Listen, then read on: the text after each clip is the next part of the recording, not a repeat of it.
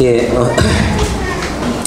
가끔씩 이제 하나님께서 우리 안에 어떤 큰 꿈과 비전들을 허락하여 주셨는데 과연 그 꿈이 이루어질까, 우리 마음에 소원하는 바들이 성취될 수 있을까.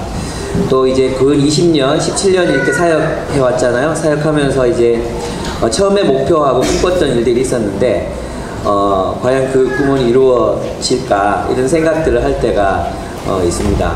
또 한편으로 보면 정말 많은 청년들, 젊은이들, 또 하나님 알지 못하는 사람들이 교회의 모습을 보고 교회의 영광을 보고 하나님께로 돌아오기를 기대하는 마음이 큰데 과연 하나님께서 언제 그 일을 이루어 주실까. 교회의 명예는 땅에 떨어졌고 개독 소리를 우리가 듣고 개신교, 신교 다른 좋은 말 많은데도 굳이 개신기독교 그래가지고 개독교라고 이름 붙여서 부르는 사람들, 또 그리스도인들을 보면서 이제 애써 폄훼하고 무시하는 그런 사람들이 주변에 많아지는 것들을 보면서 과연 사막에 샘이 터지고 광야에 강물이 흐르는 날이 올까, 그런 생각이 들 때가 있습니다.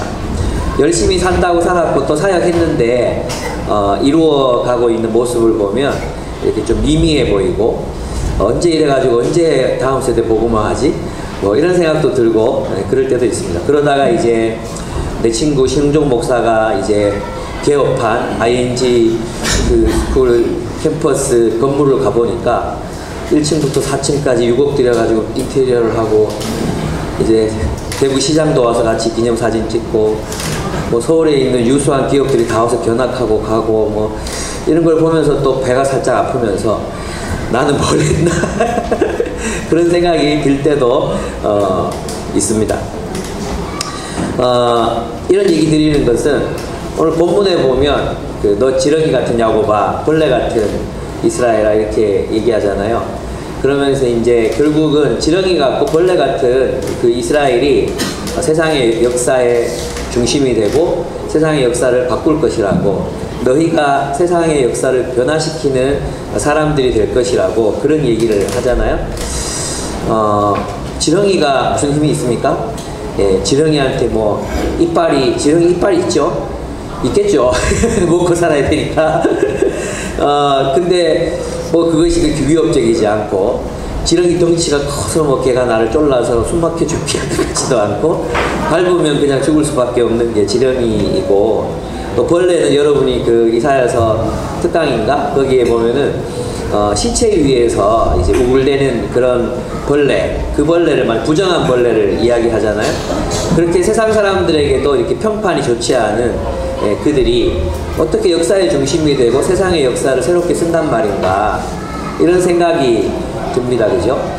바로 그런 그들에게 이사야가 너희가 이제 소망을 갖고 꿈을 꾸고 하나님께서 너희를 사용하실 것을 기대하라고 우리에게 가르치고 있습니다. 이 당시 BC 5세기경 이스라엘은 국제 정세가 급변하고 있었습니다.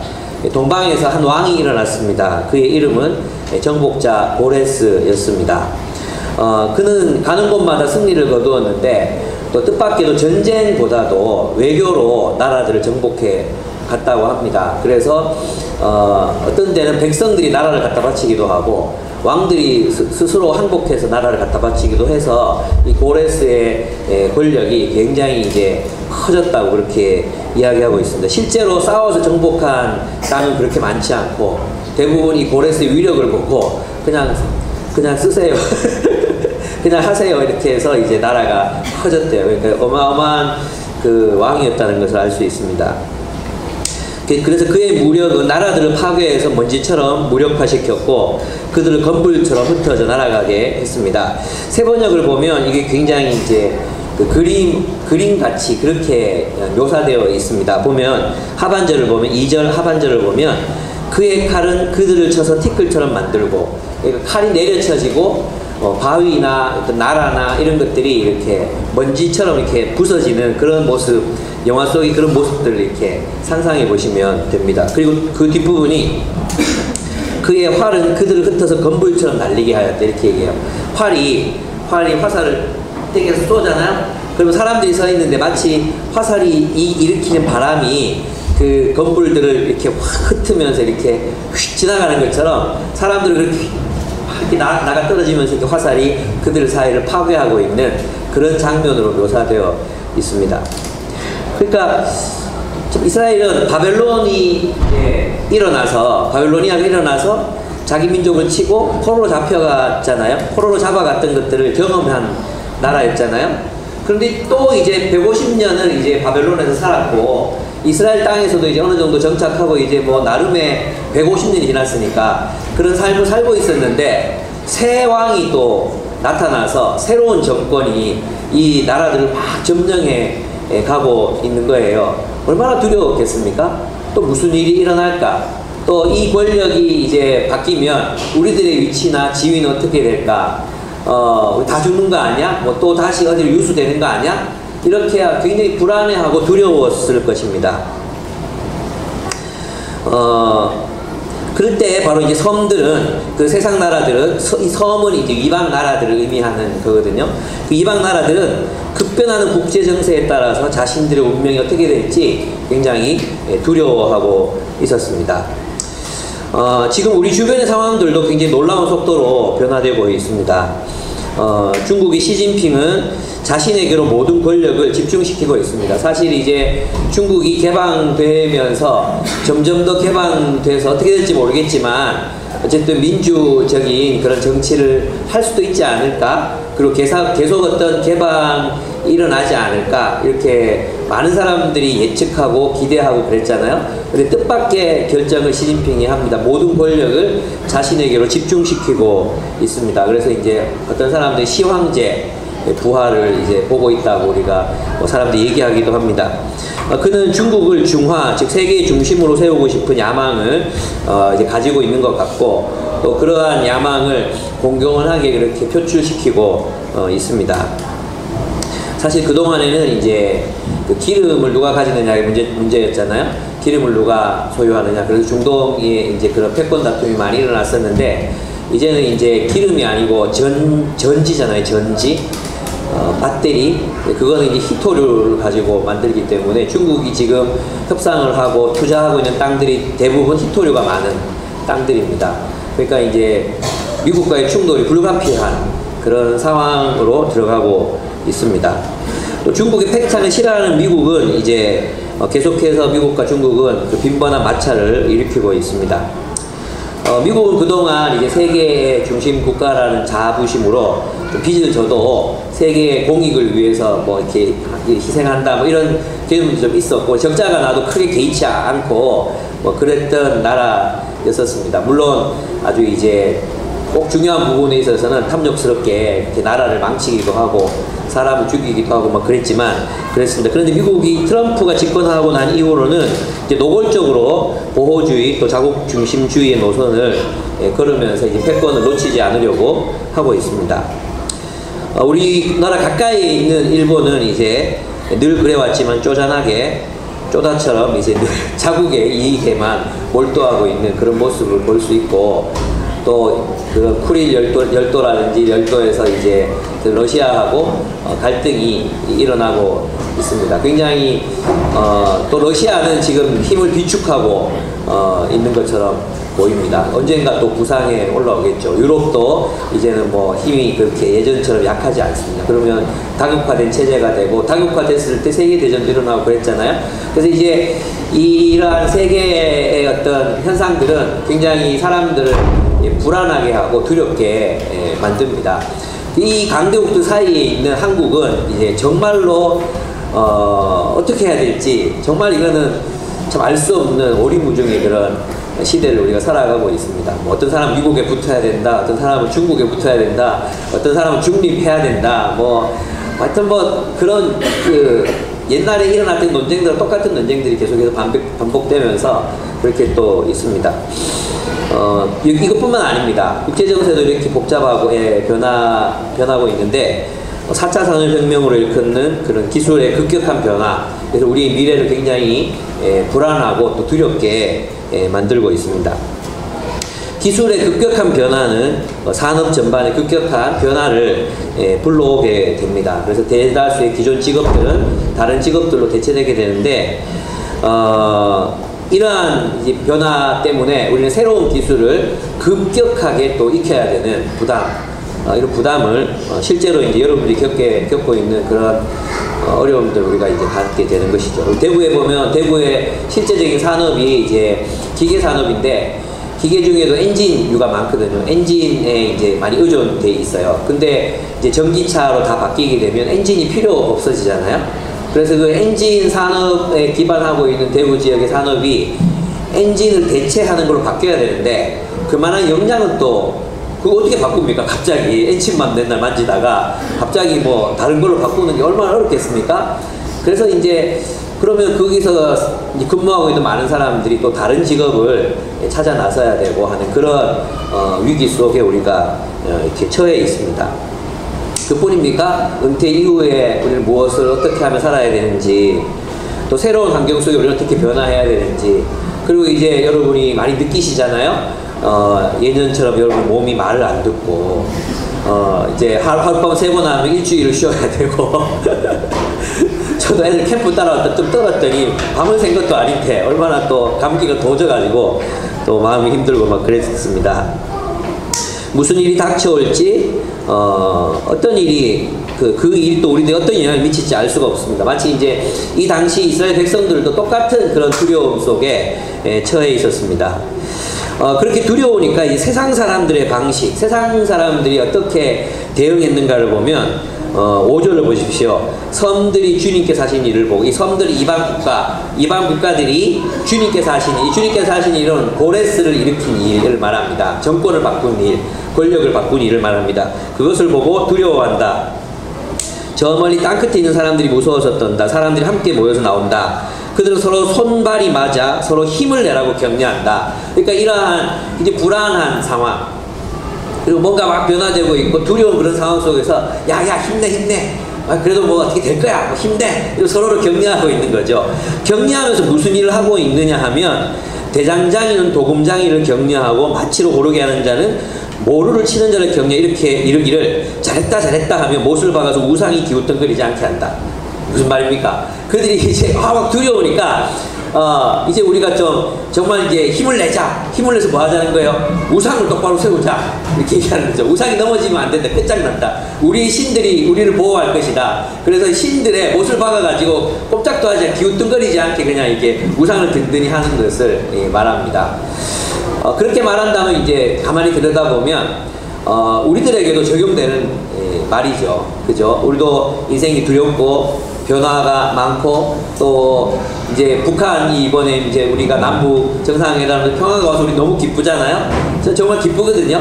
그리고 이제 그 김정은의 그 뭐 이렇게 저 탐욕스러운 돼지 이렇게만 생각하다가 그 이번에 가서 뭐 이렇게 넘어왔다가 뭐 저는 언제 북한에 가보나요 하니까 이제 또 이렇게 지금 한번 가보시죠 하면서 또 데리고 가고 이런 센스 그래서 저는 이제 감동적이었던 게 뭐냐면 이제 헤어질 때 김정은이 이제 차를 타잖아요. 그 벤츠를 타려고 하고 문재인은 배웅을 하고 나머지 사람들은 막 부산하게 서로 움직이고 있는데 이제 문재인은 김정은을 바라보고 김정은이 문을 열면서 문재인을 이렇게 바라보는 장면이 딱 찍혔어요.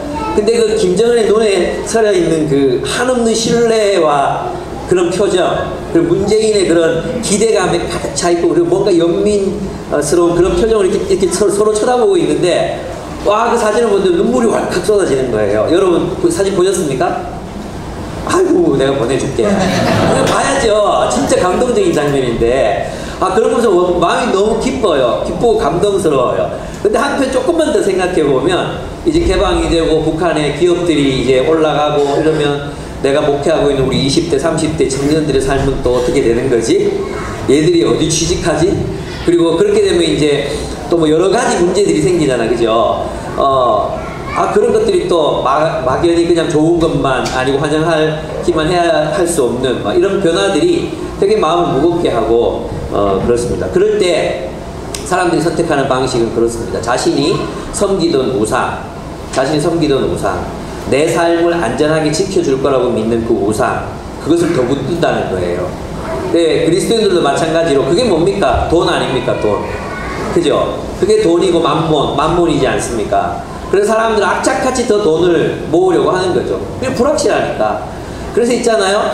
미래에는 우리 애들이 뭐 지금 공부하는 게 별로 필요 없다 그래도 혹시 모르니까 더 많이 공부시키는 거예요. 불안하니까 더 많이 공부시켜야 얘들이 뭐라도 할 수 있다고 생각하니까 오히려 공부의 폭이 줄어드는 게 아니고, 지금도 수성구 가면 뭐 11시까지 초등학생들 11시까지 붙잡아 놓고 막 10시까지 붙잡아 놓고 공부시키고 막 그렇게 하잖아요. 학원 단속도 맨날 나와서 하는데도 계속해서 또 단속하고 막 그러는데도 또 한단 말이에요. 결국 이제 우리가 불안할 때 우리가 무엇을 섬기고 무엇을 의지하고 있는가가 드러나는 것 같아요. 그리고 이방인들은 이제 우상 그거 넘어지면 큰일 난다. 그래서 이제 잘했다 하면서 이제 그거 너무 웃기잖아요. 그 우상 넘어질까봐 이제 못을 박아가지고 세우고 있는 그런 모습.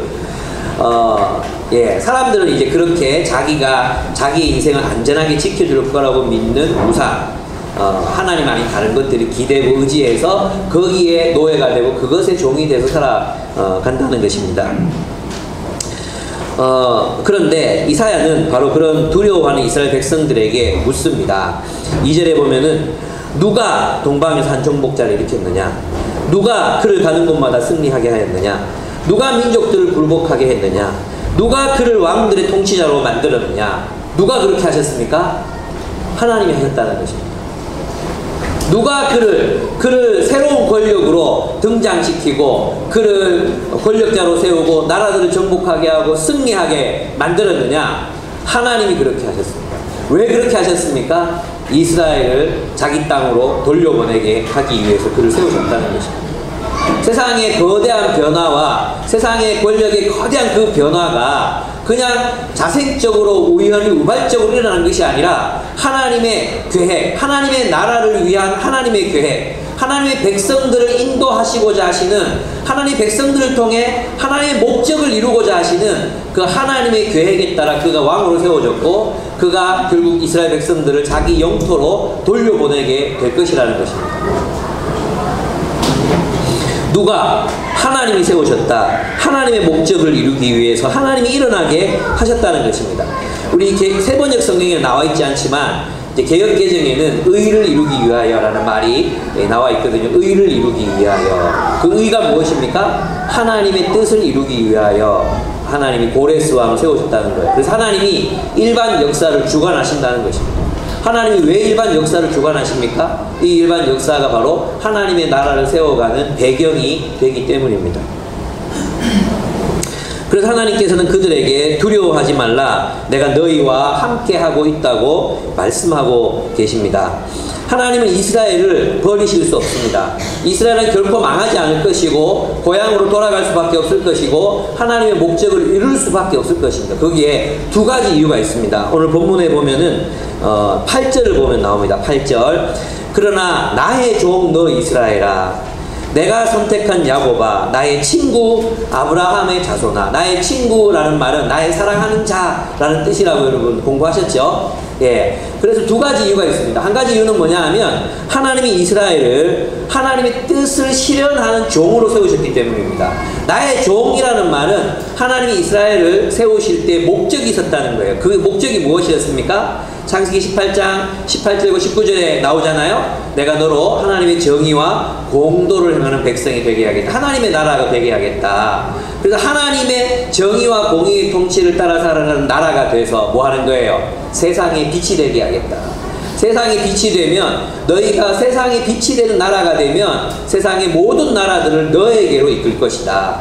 그것이 이 종된 이스라엘의 사명, 하나님이 이스라엘을 자신의 종으로 삼으신 이유였거든요. 그 이유가 뭐였죠? 세상에 빛이 되는 나라를 세상에 세우는 것, 그것이었거든요. 그러니까 이 목적을 이루기까지는 하나님은 절대 이스라엘을 포기하실 수 없는 거예요. 이 목적이 이루어지지 않았기 때문에 하나님은 이스라엘을 포기할 수 없어요. 이 뜻이 이루어질 때, 그때 이제 하나님께서 역사를 마감하실 것입니다. 그전에는 하나님께서 그들을 포기하지 않으시고 하나님의 계획을 이루실 것입니다. 두 번째 이유는 뭐냐 하면 너는 나의 친구 아브라함의 자손이라는 것입니다. 내가 사랑하기 때문이다. 내가 사랑하기 때문에 너희를 포기할 수 없다는 것입니다. 나는 너희를 부르는 나의 목적, 그것을 이루어야만 하고, 또 너희는 내가 너희를 사랑하기 때문에 나는 너희를 결코 포기할 수 없다는 것입니다. 이스라엘은 하나님의 목적, 하나님의 나라를 세우고 열방이 빛이 되어야 할 그 목적을 이루기 위해 세우신 나라이기 때문에 하나님은 결코 그들을 버리실 수 없고, 또한 하나님은 그들을 사랑하시기 때문에 그들을 결코 내버려 두시지 않으실 것입니다. 10절에서 13절을 한번 같이 읽어보도록 하겠습니다. 이거는 개역개정이 더 감동적인 것 같아요. 근데 이제 자기 가진 성경으로 한번 자기만 들을 수 있는 소리로 한번 읽었으면 좋겠어요. 10절에서 13절입니다. 읽겠습니다. 시작. 내가 너와 함께 있으니 두려워하지 말아라. 내가 너의 하나님이니 떨지 말아라. 내가 너를 강하게 하겠다. 내가 너를 도와주고 내 승리의 오른팔로 너를 붙들어 주겠다. 너에게 화를 낸 모든 자들이 수치를 당하며 당황할 것이다. 너와 다투는 자들이 아무것도 아닌 자들처럼 되어서 멸망할 것이다. 내가 아무리 찾아보아도 너에게 대적하는 자들은 만나지 못할 것이며 너와 싸우는 자들이 아무것도 아닌 것 같이 허무한 것 같이 될 것이다. 나는 주 너의 하나님이다. 내가 너의 오른손을 붙잡고 있다. 내가 너에게 말하는다. 두려워하지 마라. 내가 너를 돕겠다. 아멘. 아멘. 뭘 하겠다는 것입니까? 하나님께서 그들을 붙들어 주시겠다는 것입니다. 하나님 그들을 붙드시겠다고 말씀하십니다. 무엇을 위해 붙드십니까? 그들이 하나님의 목적을 이루어야 하기 때문에 그들을 붙드시겠다는 것입니다. 두 번째로 그들을 강하게 하시고 승리하게 하시겠다는 것입니다. 내가 승리의 팔로 너희를 붙드는 게, 이 무슨 말이겠습니까? 내가 너희로 하여금 이기게 하겠다, 승리하게 하겠다는 뜻입니다. 또한 하나님은 그들의 대적을 멸망시킬 것입니다.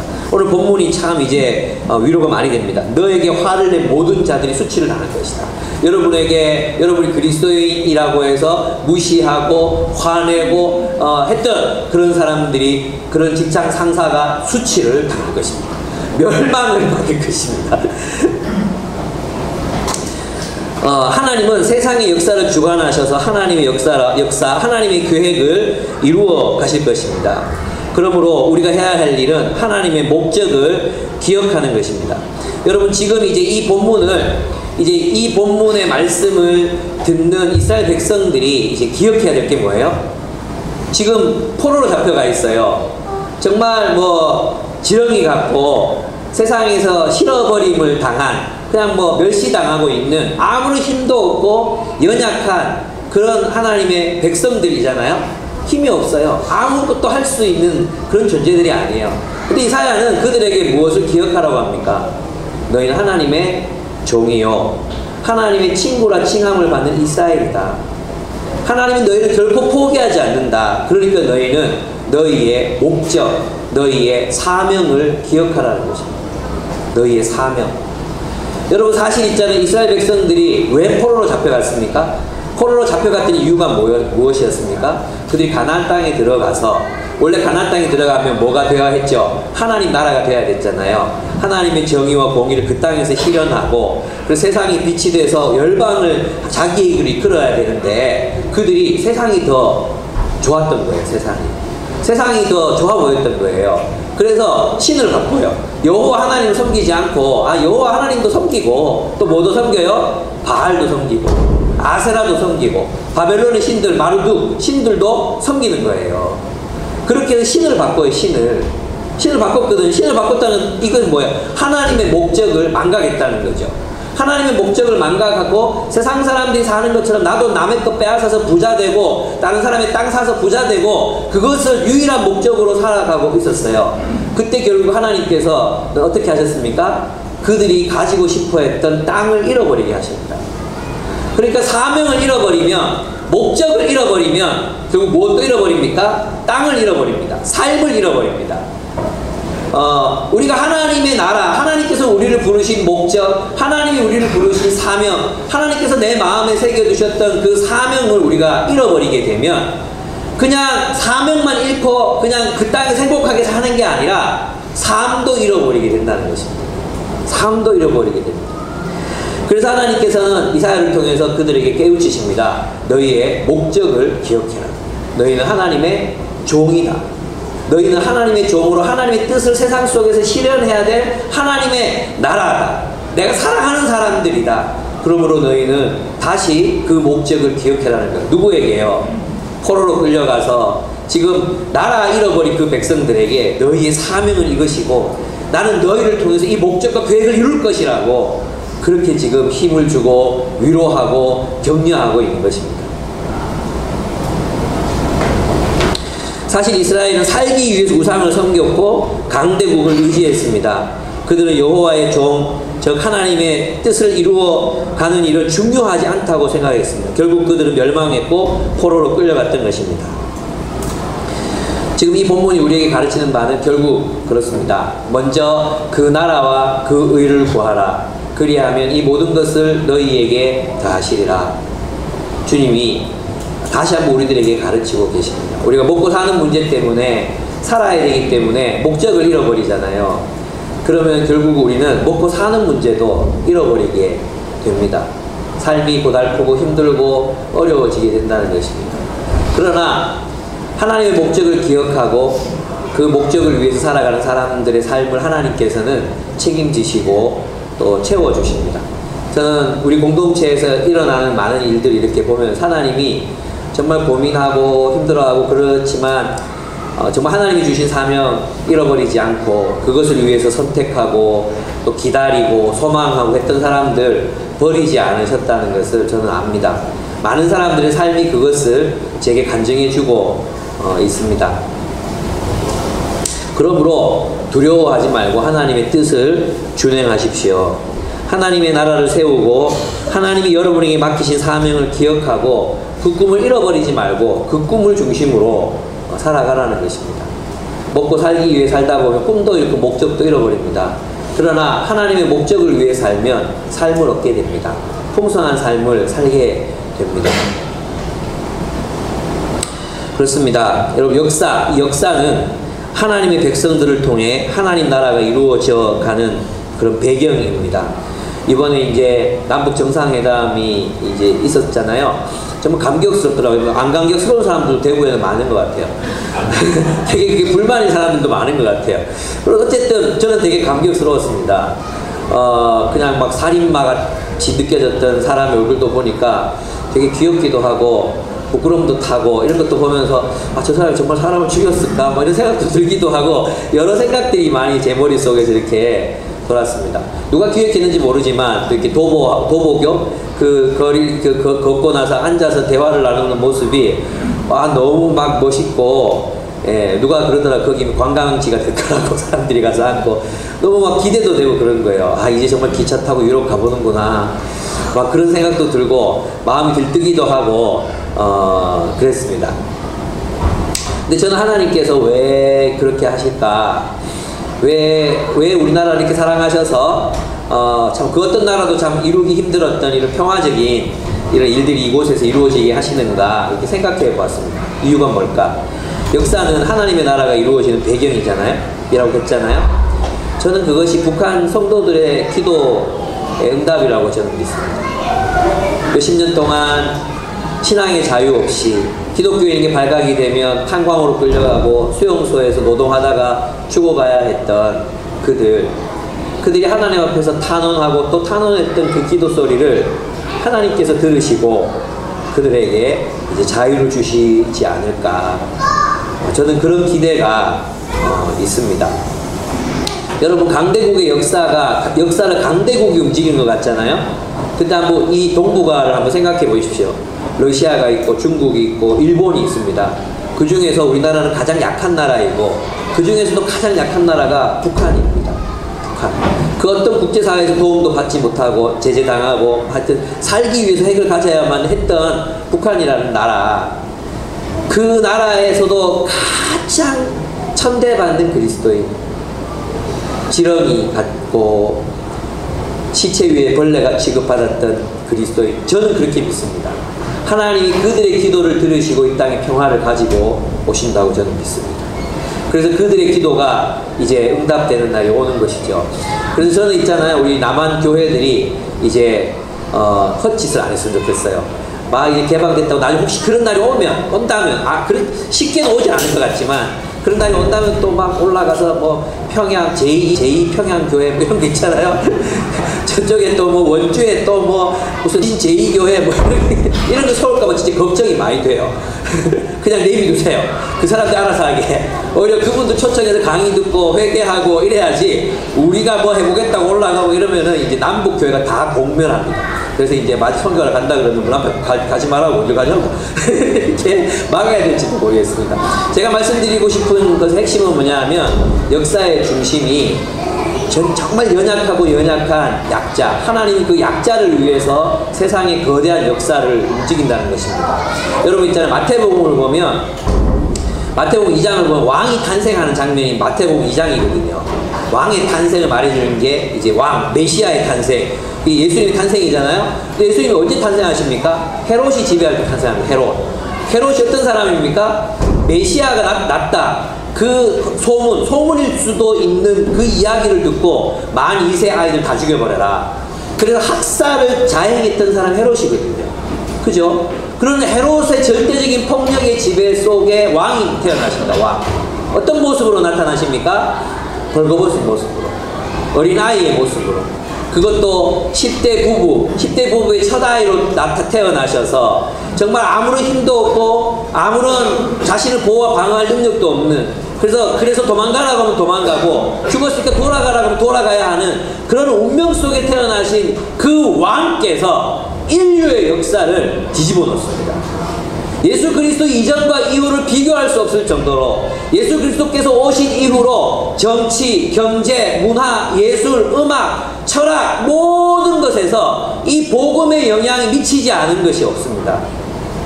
무슨 말입니까? 하나님의 역사는 지렁이 같고 벌레 같은 그 연약한 그리스도인의 삶, 그 남을 해칠 수 있는 발톱 하나 가지지 못한 그 연약한 지렁이 같은 그 그리스도인 하나님의 백성들, 그 하나님의 백성들을 중심에 두시고 세상의 역사를 움직이신다는 것입니다. 그래서 우리 남북의 이 평화가 이루어지는 이 모습을 보면서 무엇을 기대해야 합니까? 하나님께서 하나님의 교회를, 우리 교회, 하나님의 교회를 이단 같잖아. 우리 이 하나님의 교회들을 어떻게 사용하실 것인가? 어떻게 우리를 이제 순정하게 만들어 가실지 기대해 볼 수 있는 것입니다. 하나님께서는 바로 우리를 통해서 우리와 함께 일하시기를 원하시는 분이시기 때문입니다. 하나님의 목적은 반드시 이루어집니다.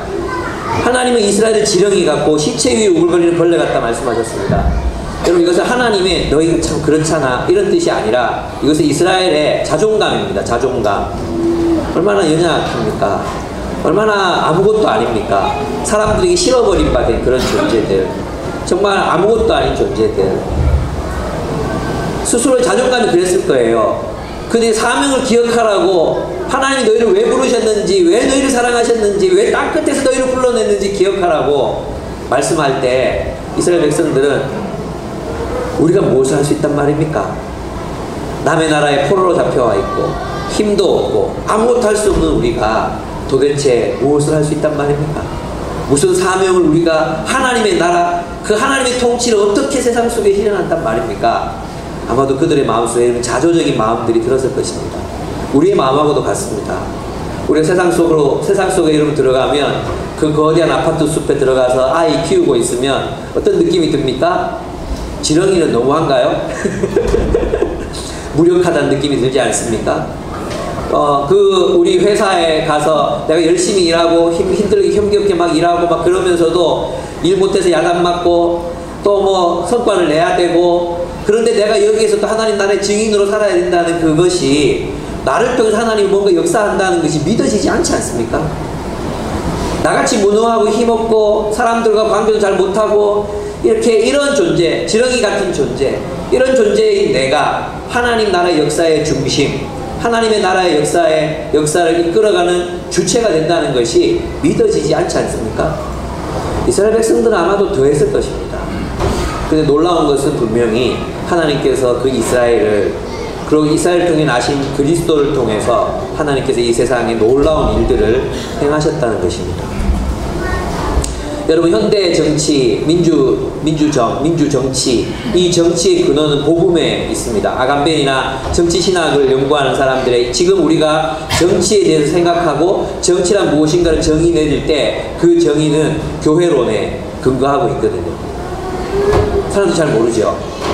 음악을 기독교를 빼고 음악을 논할 수 있습니까?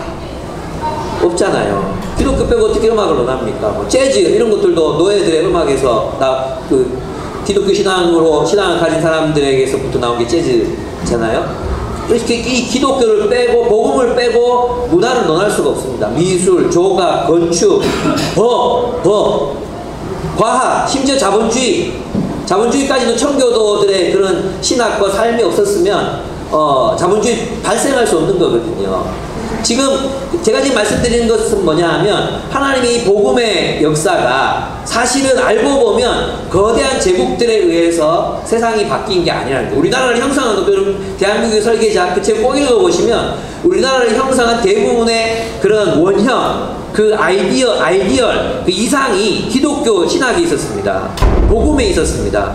뭐 협동조합을 통해서 지금 의료보험이 나왔고, 또 정치 민주적인 이런 민주정 같은 것들도 기독교인들이 처음에 생각해서 만들어 가고 싶었던 것들이었고, 새마을 운동, 뭐 어떤 이런 많은 그런 운동들이 기독교 신학에 근거해서 기독교 교육을 받은 사람들이 비전을 가지고 제시했던 것들을 군사 정권이 가지고 가서 실현시켰던 것입니다. 저는 이러한 삶들을 볼 때 정말로 하나님의 역사는 약하지만 하나님의 복음을 가진 사람들을 통해서 이루어질 수 있고 있습니다. 그래서 이 본문 보면서 있잖아요. 저는 되게 위로를 많이 받았어요. 하나님의 백성들이 어디에서 왔습니까? 세상의 먼 곳으로부터 왔다 그랬잖아요. 내가 너를 땅 끝에서 불러내었다 그랬잖아요. 세상의 중심은 어디서부터 흐릅니까? 제가 만약에 서울에서 목회하고 뭐 책을 내고 뭐 이랬으면 저 많이 불려다니고 방송 나오고 막 그랬을 것 같아요. 그리고 영향도 많이 미쳤을 것 같아요. 근데 저는 어디에 살고 있죠? 예, 한국의 땅끝 대구 동구에 살고 있잖아요. 어떨 때는 제 마음속에 자조적인 마음이 드는 거예요. 자조적인 마음. 어떤 마음이냐면 내가 뭘 할 수 있을까? 또 뭘 이루고 내가 죽을까? 또 여기서 내가 어떤 이런 운동을 일으킨다고 해서 이것이 어떤 영향을 미칠 수 있을까? 이런 생각이 들 때도 있어요. 그러다가 IG 캠퍼스 이렇게 딱 가보면은 와, 여기는 세상의 중심이구나. 4층 막 건물이 올라가 있고 1층에서는 막 식사가 막 서빙되고 막 또 청년들 막 데리고 강의하고 시장하고 같이 사진 찍고 막 이런 거 보면 여기는 중심인 것 같고 나는 변방인 것 같고 그런 느낌. 근데 오늘 본문을 보면 역사는 변방에서 이루어지고, 그리고 역사를 주관하고 주도하는 사람들은 황제들이 아니라 지렁이 같은 너 야곱아, 벌레 같은 너 이스라엘아, 바로 그런 사람들이 역사의 중심에 되어 움직인다. 하나님이 대구 땅끝 동부에 세워진 기쁨의 교회를 통해서 세상의 역사를 바꾸신다. 안 믿어지잖아요?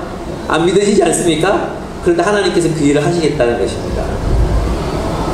우리는 자꾸 주류로 들어가고 싶어 하지만 하나님은 주류가 아닌, 하나님은 약자들을 세우시고, 그 연약한 가운데, 그래서 사도 바울이 이야기했던 것처럼 나는 세상의 찍기 같이 되었고 또 포로들의 말미 전쟁 포로 같은 삶을 살게 되었지만 나로 인하여 너희를 풍성하게 하려 한다.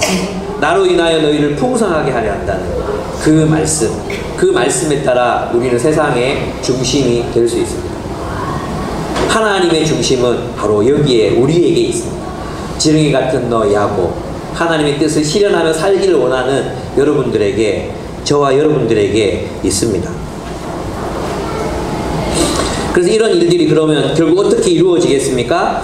본문을 보면 15절을 보시면 내가 너를 날이 날카로운 세타잡기로 만들 터이니 네가 산을 쳐서 부스러기를 만들 것이며 언덕을 겨로 만들 것이다. 네가 산들을 까불면 바람이 그 가루를 날려버릴 것이며 회오리 바람이 그것들을 흩을 것이다. 그랬잖아요. 여러분, 이 모습만 바라보면 어떻습니까? 하나님이 그런 지렁이 같은 야곱, 힘없는 그런 이스라엘, 그 사람들을 어떻게 사용하시겠다는 거예요? 세상을 심판하는 도구로 사용하시겠다는 거잖아요.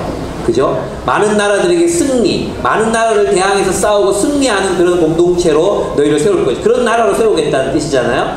그래서 이 본문을 이제 잘못 이해하면은 어떤 힘, 권력 이런 것들을 상상하게 돼요. 그래서 이스라엘은 지금도 세계를 제패하는 꿈을 꾸잖아요. 시오니즘. 그 시오니즘이 뭐냐 하면 이스라엘이 통치하는 온 세계 질서, 이것을 꿈꾸잖아요. 근데 오늘 본문은 이 본문만 있는 게 아니거든요. 이사야서 53장이에요. 53장. 52장과 53장으로 가면은 어떤 방법으로 세상을 정복하는가, 어떻게 이스라엘 백성들이 어떤 방법으로 세상을 이기는가 하는 게 나와요. 그게 뭐냐 하면, 저가 채찍에 맞음으로 우리가 나음을 입었고 하잖아요. 그것은 메시아에 대한 예언이기도 하지만 메시아와 연결되어 있는 이스라엘의 운명이기도 해요. 그러니까 하나님의 백성들은 타인을 위한 대속, 타인을 위한 희생, 그 희생을 통해서 세상 속에 뭐요? 치유와 회복과 승리를 가져오는 사람들이 바로 하나님의 백성들이 해야 될 일이라는 것입니다. 그래서 이 본문은 메시아 이후에 메시아께서 어떻게 세상을 승리하시고 이기시는가를 보면 알 수 있어요. 예수님은 무엇으로 세상을 이기십니까? 십자가로 이기십니다. 십자가로 승리하십니다. 남을 위한 희생, 남을 위한 섬김, 낮아짐, 겸손함, 이것으로 세상을 이기시고 승리하신 분이십니다. 그래서 우리 공동체를 하나님께서 그러한 공동체로 세우십니다. 그래서 복음으로 세상을 이기시고 승리해 가신다는 것입니다.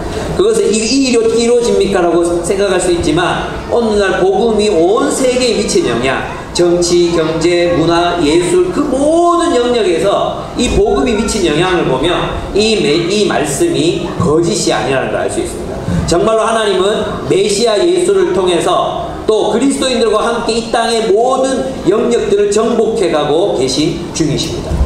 모든 영역들에게 하나님의 승리가 선포되고 있는 중이라는 것입니다. 놀랍지 않습니까? 뿐만 아닙니다. 하나님은 그들을 새롭게 창조하십니다.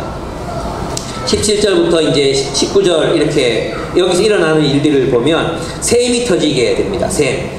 17절에 보면 가련하고 빈궁한 사람들이 물을 찾지 못하여 갈증으로 그들의 혀가 탈 때 나 주가 그들의 기도에 응답하겠고 나 이스라엘 하나님이 그들을 버리지 않겠다. 18절 내가 메마른 산에서 강물이 터져 나오게 하며 골짜기 가운데 샘물이 솟아나게 하겠다. 내가 광야를 못으로 바꿀 것이며 마른 땅을 샘 근원으로 만들겠다. 내가 광야에는 백향목과 아카시아와 화석류 들 올리브나무를 심고 사막에는 잣나무와 소나무와 하양목을 함께 심겠다. 이렇게 말씀하십니다. 그리고 이것이 무엇입니까? 이 일이 어떤 일들을 말하는 것입니까? 이걸 이제 20절에서 20절을 보십시오. 무엇이라고 말하느냐 하면 사람들이 이것을 보고 이렇게 일어난 일을 보고 주님께서 이 일을 몸소 하셨다는 걸 알게 될 것이다. 이스라엘의 거룩한 하나님께서 이것을 창조하셨다는 것을 깨닫게 될 것이다. 창조하셨다. 그러니까 하나님의 새 창조가 이루어진다는 거예요. 하나님과 하나님의 새로운 백성, 메시아의 백성, 우리 신약을 통해서 보면 하나님이 어떤 일을 하시는 겁니까? 광야에 샘이 터지게 하고 산에서 강물이 흐르게 하고 사막에 못이 되게 해요. 그죠? 그리고 목마른 사람들의 목을 죽이고 그 다음에 광야와 사막에 나무가 일어나는 거죠. 이런 새로운 새 에덴 동산과 같은 그런 동산, 그죠? 어떤 모습입니까? 샘이 있고 나무가 있고 강물이 있는 에덴 동산 같은 그런 천국, 하나님의 나라가 바로 이스라엘을 통해서 이어져서 결국 그 하나님의 나라가 세워진다. 이 새 창조는 하나님이 하신 일이라고 세상 사람들이 고백하게 된다는 것입니다. 그러니까 지금 포로로 잡혀가 있는 이런 미미하고 연약하고 아무 힘없고 연약한 사람들을 통해서 하나님께서 그들을 일으키셔서 그들을 통하셔서 무엇을 세우겠다는 것입니까? 위대한 하나님의 나라를 세우겠다는 것입니다. 목말라 하는 사람들의 갈증이 채워지는 그런 나라, 하나님의 정의와 공의, 진리, 사랑, 아름다움 이 모든 것들을 갈망하는 사람들의 그 갈망이 채워지는 그런 아름다운 새로운 세계와 공동체를 하나님께서 세상에 세우시겠다는 것입니다. 이 진리의 강물이 흘러가는 곳에 그 옆에서 이 진리의 강물을 받아서 작은 그룹들, 똑같은 나무도 아니고 백향목, 잣나무, 올리브, 화석류, 아카시아, 소나무, 회양목 같은 그런 수많은 다양한 공동체들, 각양각색의 공동체들이 하나님의 진리를 흠뻑 마시고 그 새로운 공동체들이 일어나게 될 것이라는 것입니다. 여러분, 이 말씀을 보면 예수님께서 이제 뭐라고 말씀하셨습니까? 예수님께서 사마리아 여인에게 내가 주는 물을 마셔라 그러잖아요. 내가 너에게 샘물을 주겠다. 그랬더니 그게 무슨 물이냐고 달라고 그러잖아요. 그랬더니 예수님께서 뭐라고 말씀하십니까? 내가 내게 주는 이 샘물은 네 배에서 영원히 솟아나는 샘물이 될 것이다. 너는 영원히 목마르지 않을 것이다. 이러시면서 주님께서 그 진리의 복음, 진리의 말씀을 그에게 전달하십니다. 그러니까 이 여기서 말하는 샘이 터지고 강물이 흐르고 물을 얘기하는 것은 여러분 사막이 다 강물 되고 산에서 강물이 막 흘러내리고 홍수 나서 못 살아요. 이것은 은유잖아요. 은유. 그러니까 목말라 하는 사람들이 풍성하게 충만하게 그들의 목마름이 채워지는 하나님의 나라가 건설된다, 이런 뜻이에요. 그리고 그 진리에 따라서 각양각색의 공동체들이, 그러니까 무슨 뜻입니까? 각각의 문화마다 각각의 다른 문화들이 있어. 아프리카, 아시아, 몽골, 그죠? 또 한국, 이런 각각의 문화마다 그들의 문화에 적합하고 그들의 문화의 옷을 입은 새로운 공동체들. 어떤 공동체는 백향목 같은 공동체, 어떤 향나무 같은 공동체, 아카시아 같은 향을 피우는 공동체, 이런 공동체들이 세상 곳곳에 심어질 것이다, 세워질 것이다. 한번 상상해 보십시오. 아프리카 땅에서는 사람들이 막 이렇게 막 춤을 추면서 찬양합니다. 엉덩이를 쓰덕거리면서 막 찬양하는 그런 모습들. 필리핀 사람들이 그 아름다운 필리핀 사람들의 정서가 정말 깊고 아름답거든요. 이 사람들이 따갈로그로 찬양을 하면 정말 황홀해요. 막 이렇게 막 너무너무 황홀하거든요. 그런 찬양 얼마나 좋습니까? 예. 또 우리 같은 사람들이 또 부르는 그런 찬양, 또 문화, 우리가 만들어가는 새로운 그런 문화들, 이런 것들이 생겨나 누가 저 일을 하셨는가?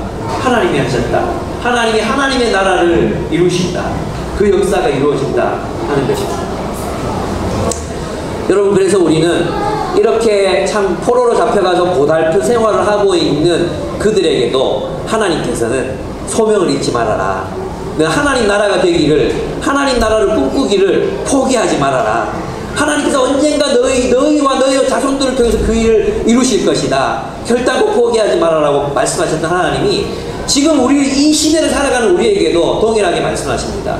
삶이 고달프지 않느냐? 힘들다. 삶이 참 너무 많은 수많은 변화들 속에 우리는 굉장히 위태로운 삶을 살고 있다. 앞으로 우리의 미래가 어떻게 될지도 모른다. 그러나 사명을 잃지 말고 살아라.